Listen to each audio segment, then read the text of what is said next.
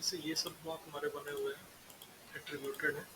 तो इसमें जस्ट थोड़ा सा डेटा का इंट्रोडक्शन केवल दिए थे कि केवल नाम लिखा था हम लोगों ने, और एक तरह से ब्लॉक की केवल काउंटिंग की थी। लेकिन हम तो बाकायदे इससे इंफॉर्मेशन भी एक्सट्रैक्ट कर सकते हैं। इसी का डेमो देने जा रहा है। सिमिलर ब्लॉक बना रहे हैं, मिलता जुलता सर्कल।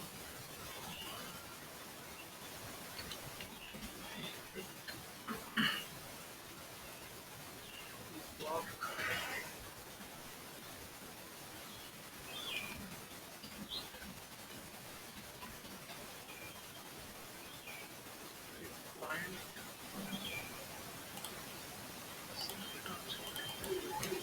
इसका नाम इस बार ऐसा रखें कि एक ही ब्लॉक में D1 D2 जो भी होगा पड़ेगा। तो जैसे डोर में नहीं था कि सिंगल डोर ले लिया था, उसी में सारे डोर रखते चले जाते हैं डायनेमिक फॉर्म। इसमें लेट्स भी करना है कि एक ही सिंबल रहेगा, इसमें सारे इनबिल्ट रहेंगे। हालांकि प्रोजेक्ट्स के लिए हम लोग के लिए फिलहाल ऐसे कर लेना ज़्यादा इजी है। ये चीज़ थोड़ी कॉम्प्लिकेटेड है, लेकिन सीख रहे हैं तो कॉम्प्लिकेशन भी पता रहनी चाहिए। ये पहले तो जो आप लोग को पता है वही वाला है। एट्रीब्यूट डिफाइन करते समय बहुत बेसिक एट्रीब्यूट नेम तो दे ही दे रहे हैं। नेम टैग के बारे में बताया हुआ है कि जो एट्रीब्यूट है वो किसी ब्लॉक की डिफाइंड प्रॉपर्टीज है। मतलब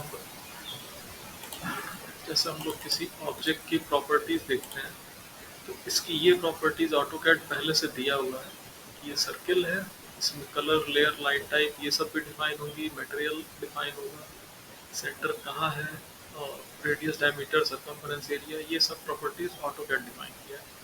लेकिन ऑटोकैड एक फ्रीडम दे रहा है कि आप किसी ऑब्जेक्ट को कोई अपनी डिफाइंड प्रॉपर्टीज देना चाह रहे हो, तो उसके लिए एट्रीब्यूट है। एट्रीब्यूट वो एक किसी शर्ट के प्राइस टैग की तरह है कि आप उस टैग पे जो भी लिख दें, उसकी जो वैल्यू लिख दें वही उसकी प्रॉपर्टी हो जाएगी। पहला टैग नेम टैग है,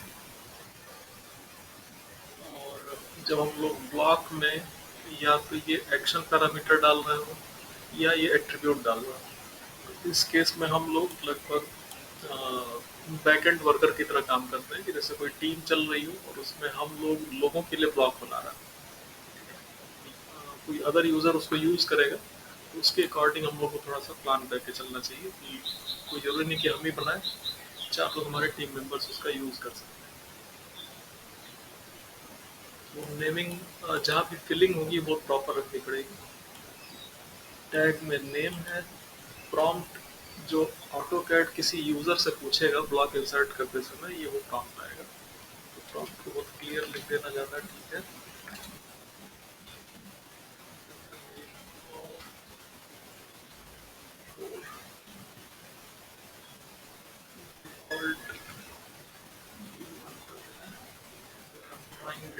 ज़्यादा यूज़ होने वाला मोस्टली होगा तो मोस्ट कॉमन हो तो D1 लिख दिए डिफ़ॉल्ट, ताकि कोई वैल्यू पहले से फिल आनी चाहिए तो वो ये है।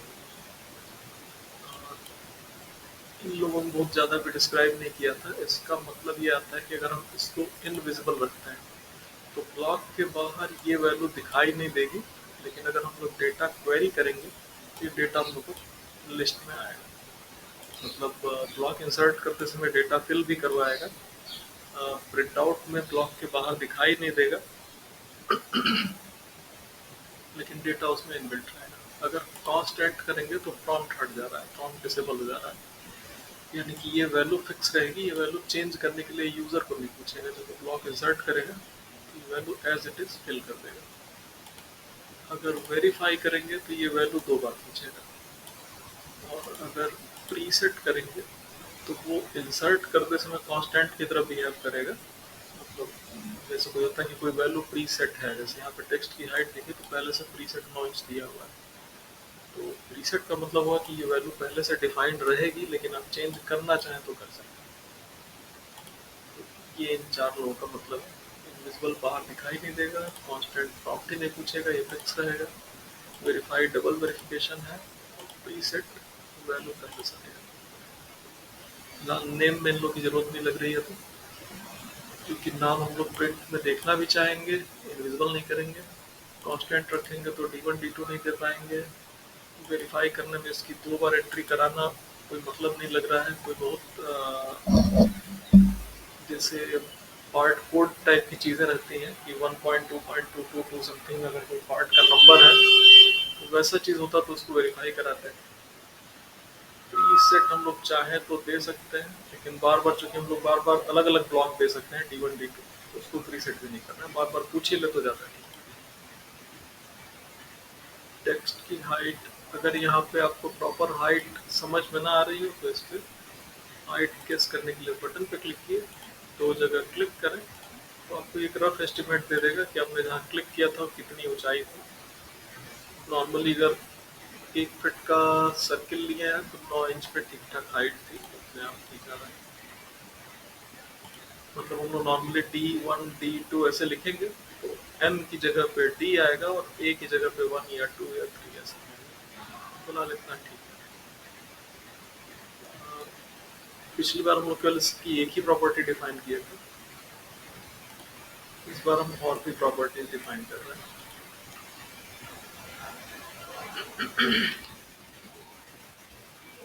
जैसे शर्ट का रहता है कि कॉटन का है या पॉलिस्टर का है, तो ऐसे ही डोर का है कि इसका मटेरियल क्या है। और प्रॉम्प्ट में जो ये टैग है ये तुम्हारा एक्सेल शीट में हेडिंग में जाएगा, और प्रॉम्प्ट से यूजर को समझ में आएगा कि क्या एंटर करना है। मटेरियल ऑफ कंस्ट्रक्शन किस चीज़ का बना है, और डिफॉल्ट में वो वैल्यू है जो सबसे ज़्यादा यूज होने वाली है। लकड़ी का भी डोर हो सकता है, कांच का हो सकता है, माइल्ड स्टील का हो सकता है, स्टेनलेस स्टील का हो सकता है। इसमें भी अभी इन लोगों की जरूरत नहीं पड़ रही है। ओके की इसको हम लोग चाहें तो इनविजिबल कर सकते थे कि हम बाहर दिखाना नहीं चाह रहे हैं कि लकड़ी का डोर है क्या है, बट जैसे ही ये भी चीज़ प्रोजेक्ट से हम लोग करेंगे कहीं रेगुलर, अगर किसी फर्म में या अपनी फर्म में, तब ज़्यादा क्लियर होता है कि क्या चीज़ हमें यूज़ करनी है क्या नहीं करनी है। 2-4 प्रोजेक्ट के बाद ये सब क्लियर होता है।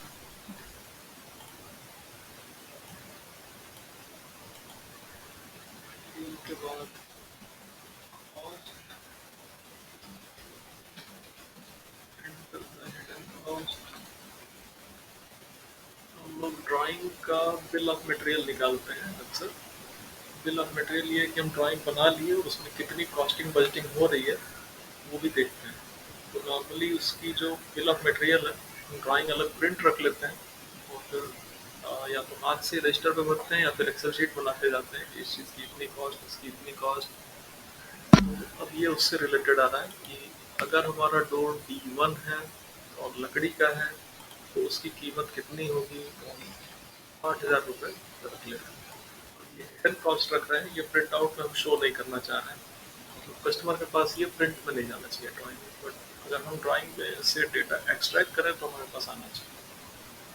इसको हम इनविजिबल करेंगे तो ये प्रिंट में बाहर नहीं आएगा कॉस्ट वाला मैटर। इसको हम लोग कहीं किनारे रख लेते हैं, ये दिखाई नहीं देगा इसलिए इसको अलग से लिस्ट कर ले रहे हैं।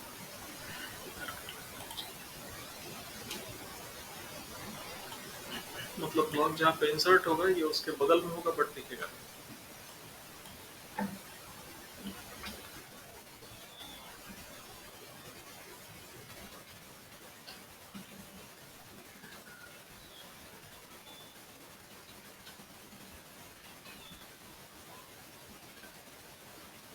हम लोग कोई ऐसी ड्राइंग बना रहे हो जिसमें डोर की प्राइसिंग भी डिस्प्ले करनी हो, तो यहाँ पे जो वैल्यू कस्टमर को दिखानी है वो वैल्यू यहाँ पे शो करा लेना है। ये इनविजिबल नहीं रहेगा।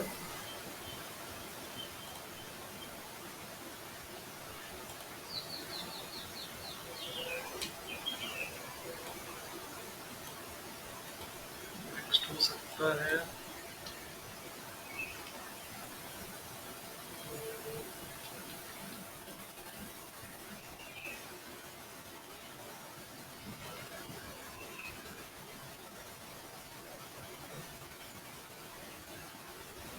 हम लोग किसी दुकान पे जाएं तो वो लोग हम लोग को कैटलॉग देते हैं कि आप कैटलॉग में से जो पसंद कर लीजिए वो हम मंगा देंगे। तो कस्टमर नॉर्मली कोई इमेज देख के पसंद कर लेता है कि हमें ये चीज़ चाहिए, लेकिन जो वेंडर है वो आइटम कोड से कंपनी में ऑर्डर प्लेस करता है कि हाँ ये वाला आइटम हमको भेज दीजिए। तो ये वो कोड हो जाना है कि अगर हम D1 दे रहे हैं लकड़ी का है तो अगर हम कुछ उसका स्टैंडर्डाइज दिए हों आइटम कोड तो वो भी दे सकते हैं।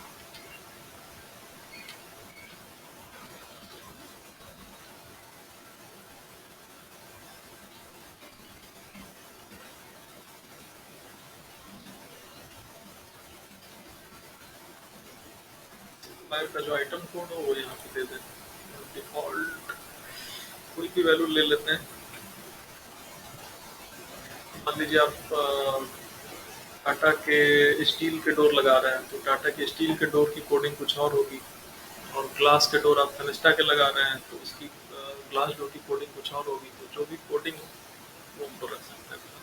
तो फिर उसको रैंडमली कुछ भी ले ले रहे हैं, एकदम कुछ स्टैंडर्ड टाइप का लगे। इसको हम स्टैंड तो कोई नहीं हो पा रहा है अभी।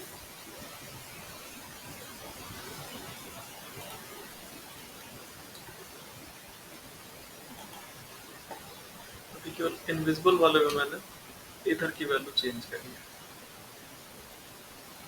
इसमें तो एक बार हम लोग डेटा एक्सट्रैक्ट करवा लें फिर एक बार उसको समझ लेंगे। पुराने ब्लॉग को अगर हम लोग को जैसे अगर उस ब्लॉग में जब शुरू किए थे तो बाहर सर्किल ही था, अंदर कुछ भी नहीं था। अंदर हम लोगों ने बाद में एडिट किया है। कभी कभी एट्रीब्यूट डेफिनेशन हम लोग क्लोज करते हैं तो बाहर दिखती नहीं है। इसके लिए या तो रीजनरेट होगा या फिर ब्लॉग एट्रीब्यूट मैनेजर से सिंक्रोनाइज होगा। ना करना हो तो अभी बैटमैन हम लोग बाद में रखते हैं। इसको सिंपल अब चूंकि हम लोग ब्लॉक अभी डिज़ाइन कर रहे हैं तो इसको छोड़ दें, डिलीट करें और यहाँ से दोबारा इंसर्ट करें। तो सिंपल दोबारा करेंगे तो सब आएगा।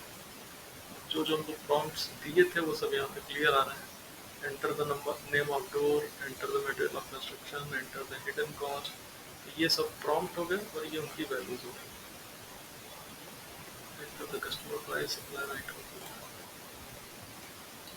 और ये जिस अलाइनमेंट में रखे उस अलाइनमेंट में लिख के आ रहा है। फाइल को सेव किए और कंट्रोल 3 से या P एंटर से पलट गया है। इस पे अपना सिंपल रख लिए।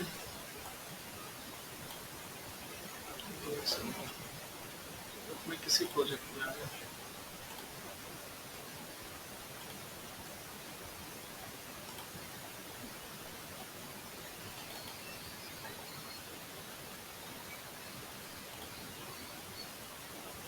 इसमें हमने DD1 पढ़ा है,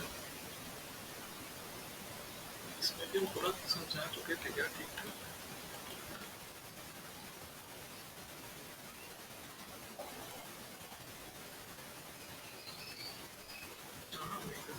लग रहा था हम भूल रहे थे कि ब्लॉक का चैप्टर हम खत्म कर दिया।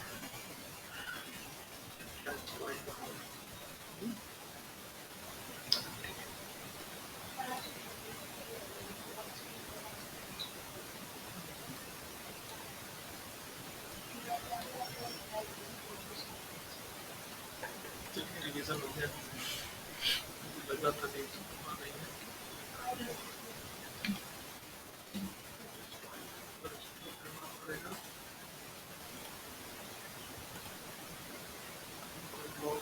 फ्लश हो जाए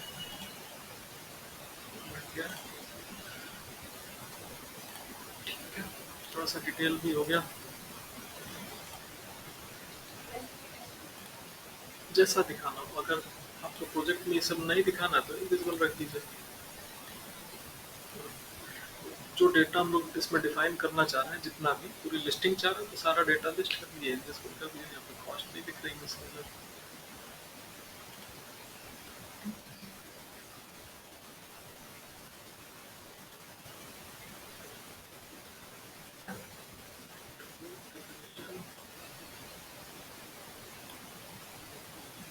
करते हैं, इनविजिबल करना है, यस कर दिए, सभी को पकड़ के इनविजिबल ही कर देते हैं।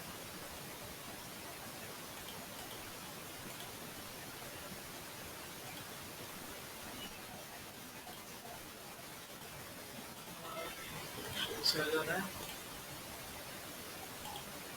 ब्लॉक एडिट, डबल क्लिक करेंगे तो ये आ जाता है इनहेंस्ड एट्रीब्यूट एडिटर, ये इसकी वैल्यूज चेंज करने का ऑप्शन आ जाता है। ब्लॉक एडिट किया, बीई इंटर, ओके, इनको सेलेक्ट किया, प्रॉपर्टीज पे आ गए। प्रॉपर्टीज पे आने के लिए हम शॉर्टकट यूज कर रहे हैं कंट्रोल में,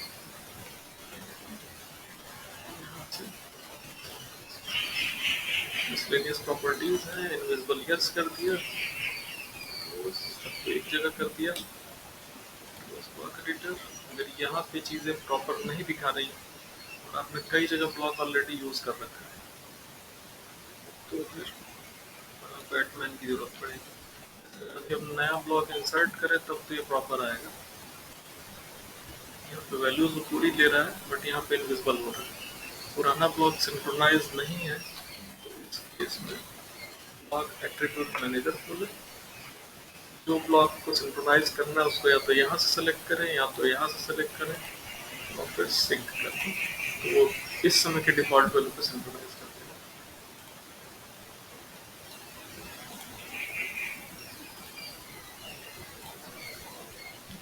पुराना ले रहा है। अच्छा, हम यहाँ पर डिफाइन किए एट्रीब्यूट का नहीं चलता है, आने दीजिए, सिंक्रोनाइज हो जाएगा।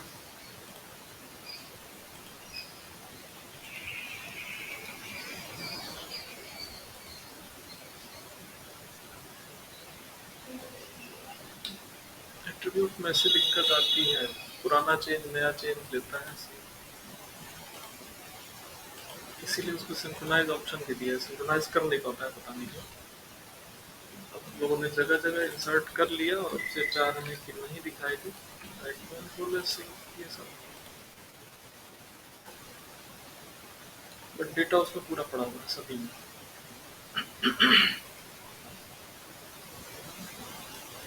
जितनी जगह भी रखना था अभी तो हमने केवल एक कॉमन वैल्यू दी है, अब कुछ वैल्यूज बदल रहे हैं। मान लीजिए स्टडी रूम के सामने जो डोर लगा हो वो कांच का डोर है, इसको हम डिक्लेयर कर दिए, कांच डोर हो गया, 12,000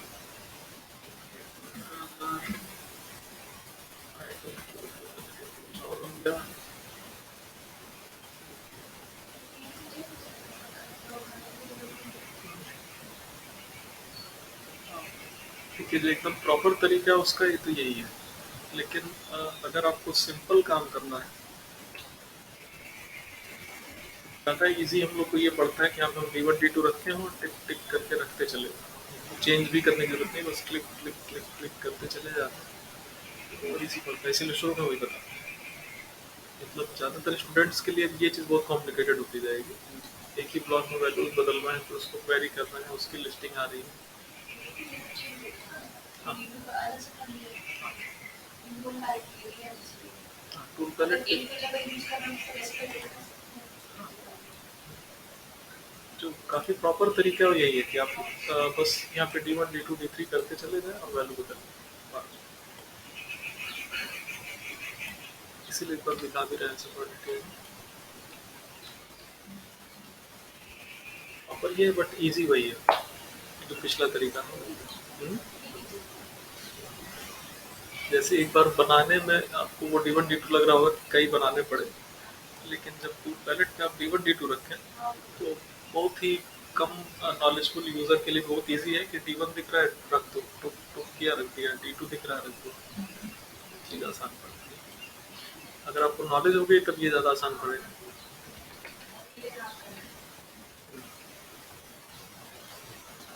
टीम में वो चीज़ हो जाती है कि टीम में इतने लेवल के लोग हो जाते हैं कि भाई आप लोग बस यही कर दो, उतना ही बहुत है, तो आसान पड़ता है, टीम हैंडलिंग आसान पड़ती है।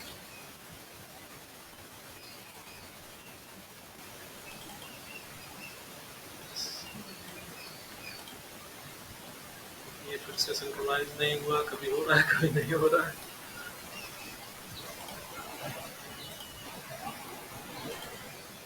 यहाँ पे D3 रख दे रहा है। SSD 20,000, 25,000।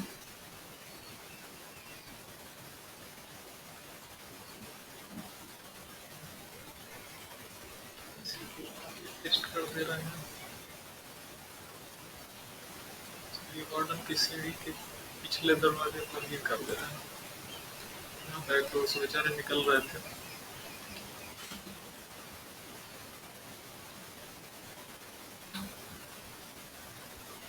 Block attribute manager synchronise किया, पूरा हो गया।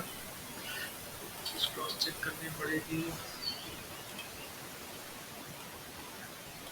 जो वैल्यूज हमने चेंज किए हैं उसको नहीं सिंक्रोनाइज किया है, जो वैल्यूज अदरवाइज थी उनको सेम रखा है। यहाँ से डिस्प्ले था ऊपर, मतलब ऐसा नहीं कि D1 को सबको D1 कर दिया, ये चीज़ नहीं किया। करंट चीज को सिंक्रोनाइज कर दिया। फाइल सेव करनी पड़ेगी। ये वाली शायद डेटा एक्सट्रैक्शन टेबल रही होगी पिछली बार की।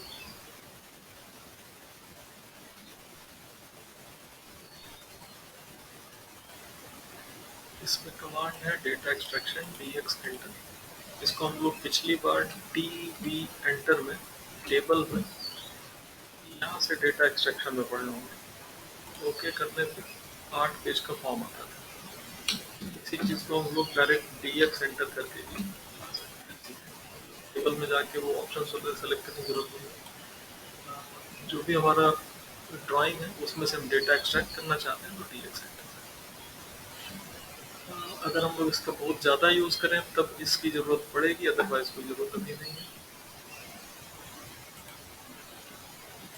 जहाँ पे भी टेम्पलेट सेव करने को कह रहा है ऐसी जगह सेव करें जहाँ से फिलहाल हम लोग इजीली डिलीट कर लें।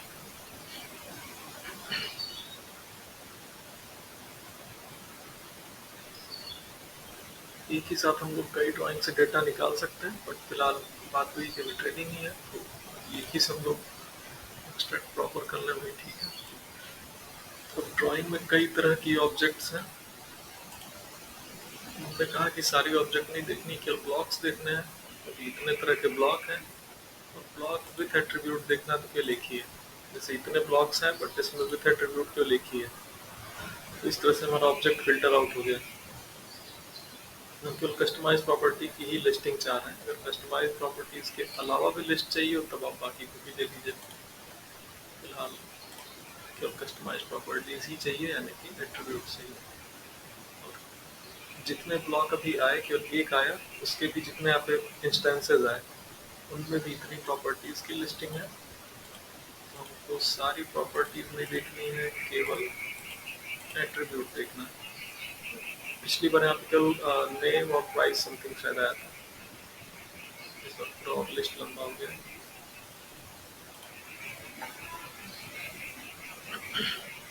अब यहाँ पे आपको इस नेम में और इस नेम में डिफरेंस समझ में आ रहा होगा। पिछली बार हम लोग इसको ऑफ तो कर रहे थे बट उसका कोई मतलब नहीं समझ में आ रहा होगा कि ऐसा क्यों किए। D1 यहाँ भी है, D1 यहाँ भी है। तो दरअसल ये हो गया ब्लॉक का नाम और ये हो गया अंदर जो एट्रीब्यूट पड़ा है। तो नेम कॉलम फिलहाल हमको टेबल में नहीं चाहिए, इसको हटा दे रहे हैं। ये वाला नेम चाहिए जो कि एट्रीब्यूट की वैल्यू है। D1 है तो उसकी ये वैल्यू है, D2 है तो उसकी ये वैल्यू है।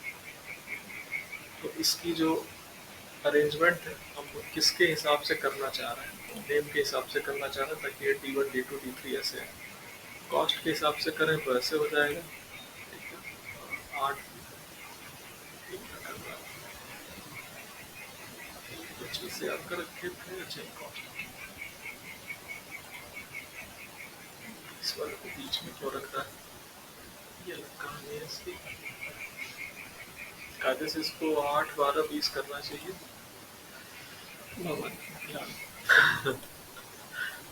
ये वाला प्रॉपर आ रहा है,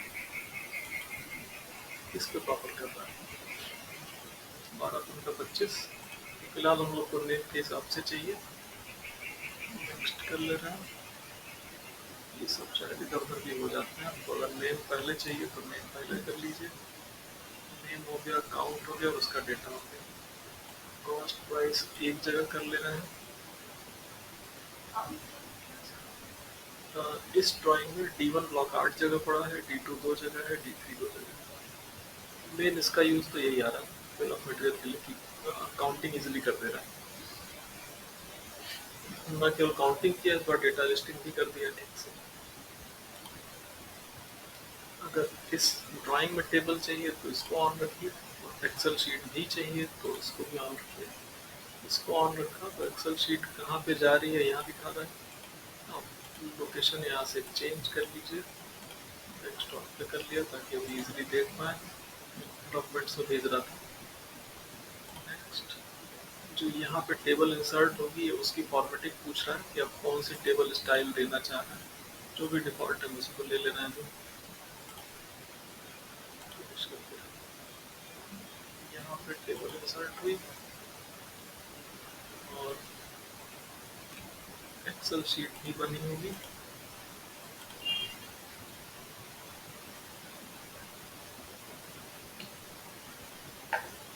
एक्सेल शीट का फायदा दिखाए हुए थे पहले भी। बिल ऑफ मटेरियल पर मेनली इन्हीं चीज़ों से कंसर्न है कि टोटल कॉस्ट कितनी आई और टोटल प्राइस क्या हुआ। ड्राइंग में जो भी चीज़ें लगी उनका इज इक्वल टू कॉस्ट थोड़े काउंट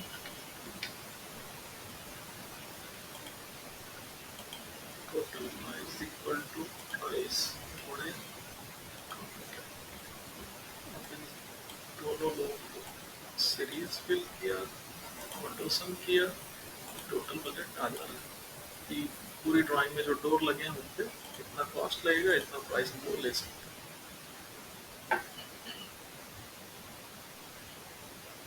इसके बदल पर वो फनी मैटर भी था कि यहीं का कमीशन जोड़ लीजिए, दिस माइनस दिस, इतना डिफरेंस है। जो सप्लायर वो इतना कमा रहा है तो हमारा 10% का कमीशन है।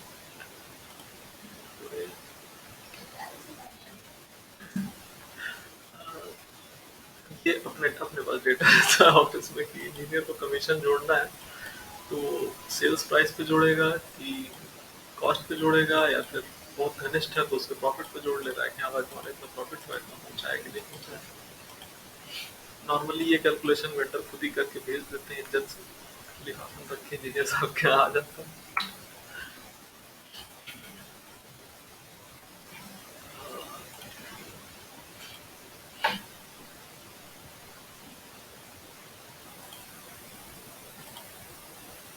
ये तो एक्सेल शीट का फायदा था, और यहाँ वाले शीट का ये फायदा है कि फ्यूचर में हमारी ड्राइंग चेंज होती है और कुछ जगह और यही डोर लगते हैं।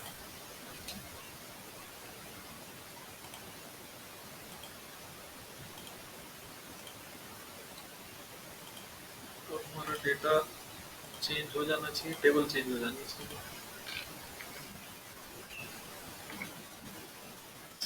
ये D1 वाले का काउंट बड़ा है, मैंने टेबल पे कहीं भी क्लिक किया, इस कोई डेटा नहीं था इसलिए ये ऑफ आ रहा था। किसी एक डेटा पर क्लिक किया, डाउनलोड फ्रॉम सोर्स किया तो अभी ये काउंट 8 है, बदल जाएगा, 12 हो जाएगा। ऐसे ही अगर कोई और भी डेटा चेंज किए होंगे तो टेबल अपडेट हो जाएगी। कुछ चीज़ें अपडेट नहीं होती हैं तो उस केस में फिर DX डेटा दोबारा कर लीजिए और खटाखट करते जाइए, 2 मिनट में पूरा नई टेबल बन जाएगी।